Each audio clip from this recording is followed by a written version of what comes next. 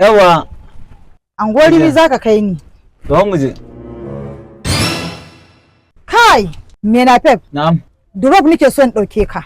Ai na riga na dauko fasinja. Ba ruwanka da fasinjan da ka dauko. Abu ɗaya nake so kai min. To. Wancan nake so ka sauke min ita. To ai na riga na dauko ta ina zan kai daga guri ki hau mana. Kaga. Zan baka 5,000. Ba zai yiwu ba. Malam, ko 100 za ta baka ba zan sauka ba. Ta ban ɗarin ba dai.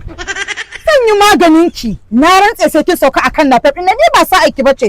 Me napep? Na baka 10,000 ka sauke min ita. Wannan ka kai ta duk inda za ka ta ba ruwa na ban da matsala da ita. An gama. Amma wannan ka sauke ta. Sauka. An gama hajiya. Kai? Mu je sauko. Ta rufe nan kwasan, ta rufe nan. Ko kwasan ne. Wannan kwasan. Mu je, hamu je hajiya. Mu je me napep. Kai? Amma dai kai me na fitin nan wallahi baka da mutunci akan wani dan kuɗi zaka fitar da ita? Ina ma ruwanki. Idan zaki je mu je ba zaki je ba ke ma sauka ki bita. Ita dai kin sauke ta amma ni baki isa ki sauke ni ba. A to me na fito ne ma? Ai ko 1000 aka binke mai kin sauka wallahi. Dalla ni ja mu tafi. Ki hakuri dan Allah ki nemi wani. Kar ki damu. Ke kuma sai na yi maganin ki wallahi. Mun dade ba mu haɗu ba. Anya ba ka ban dauko. Na nuna miki iyakanki. Wai, Fulani, me ya faru ne wai? Ai gwara da ka zo nan gurin.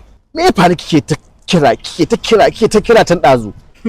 Yau irin wulakancin da Hajiya ta mun tun da nake a rayuwa na ba taɓa mun shi ba. Wulakanci Hajiya. Wace Hajiyan? Hajiya dai matarka. Hajiya matana, wani irin wulakanci ta maki? Ina nafef ta tara nafef ta ganni a ciki. Ta ce sai lalle ne nafef ya sauke ni ya dauke ta drop. Matata. Ai ba zai yi ba haka. Saboda dai Hajiya dai na baro ta a gida. Kin tabbata ita kika gani? Ita ce. Tunda kuma ta sauke ni ana ta shiga suka wuce. Ita Hajiyar? Ita Hajiyan.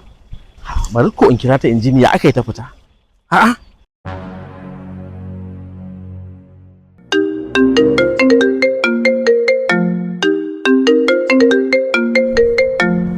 Alhaji? Wallahi ba zan ɗauka ba. Bari na ƙara kira. Ya ƙara kira na? Inna lillahi wa inna ilaihi raji'un. Ga shi fatan fita na yi. Kai. Kin ga dai din na ki kira ba ta ɗaukan waya. Ya za a yi ta ɗauka bayan ta san me ta yi? Ai ba za ta taɓa ɗauka ba.